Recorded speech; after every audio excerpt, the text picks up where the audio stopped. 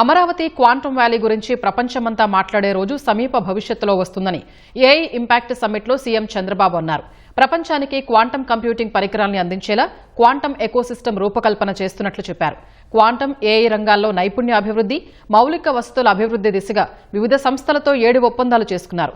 ఏపీని quantum AI హబ్గా తీర్చిదిద్దటం, అమరావతిలోని క్వాంటమ్ వ్యాలీకి జాతీయ, అంతర్జాతీయ గుర్తింపు తెచ్చేలా ఎంఓయూలు చేసుకున్నారు.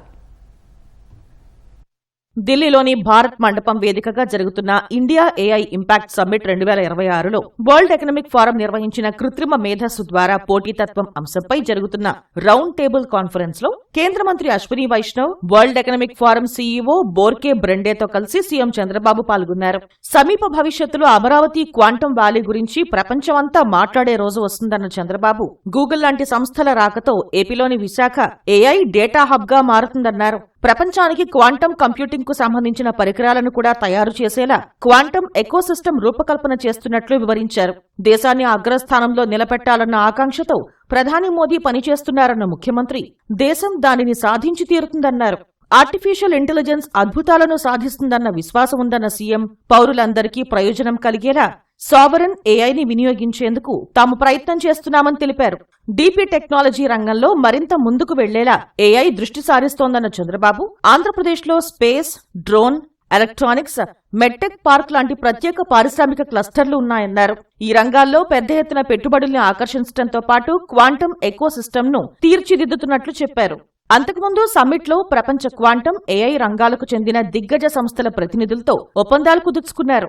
ఐబీఎం సహా వివిధ ప్రముఖ సంస్థలతో సీఎం చంద్రబాబు సమక్షంలో ఒప్పందాలు రాష్ట్ర ప్రభుత్వం కుదుర్చుకుంది. క్వాంటమ్ ఏఐలో సెంటర్ ఆఫ్ ఎక్సలెన్స్ ఏర్పాటు చేసేందుకు యునైటెడ్ నేషన్స్ ఇంటర్నేషనల్ కంప్యూటింగ్ సెంటర్తో రాష్ట్ర ప్రభుత్వం ఒప్పందం చేసుకుంది. అమరావతి క్వాంటమ్ వ్యాలీలో ఏడాది చివరి నాటికి ఏఐ క్వాంటమ్ ఎక్సలెన్స్ సెంటర్ ఏర్పాటు చేసేలా కార్యాచరణ చేపట్టడం, ఏఐ క్వాంటమ్ డిజిటల్ ఎంబసీగా సెంటర్ ఆఫ్ ఎక్సలెన్స్ ను తీర్చిదిద్దేలా ప్రణాళికలు రూపొందించనున్నారు.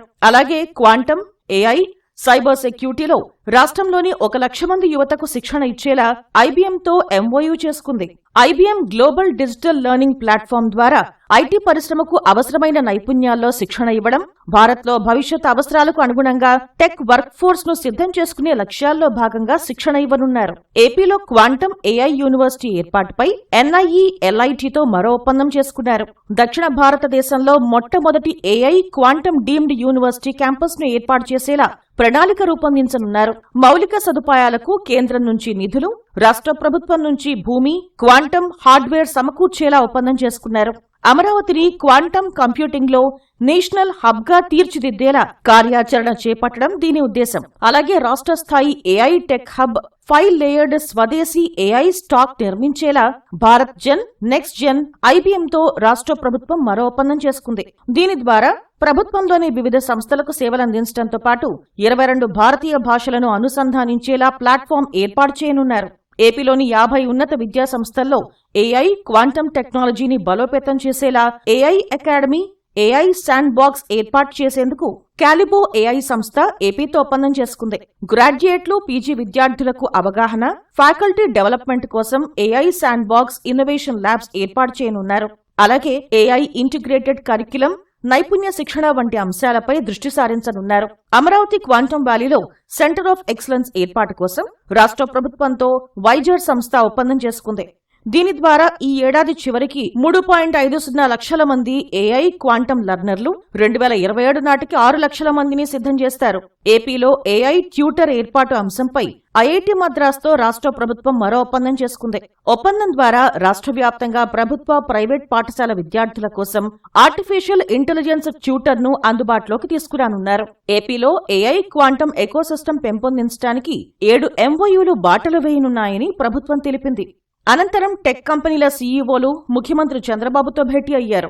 Adobe CEO Shantanu Narayen, Autodesk AI head Mike Haley, Aramco India director Abdul Rahman ఐతుకైర్తో సీఎం సమావేశమయ్యారు.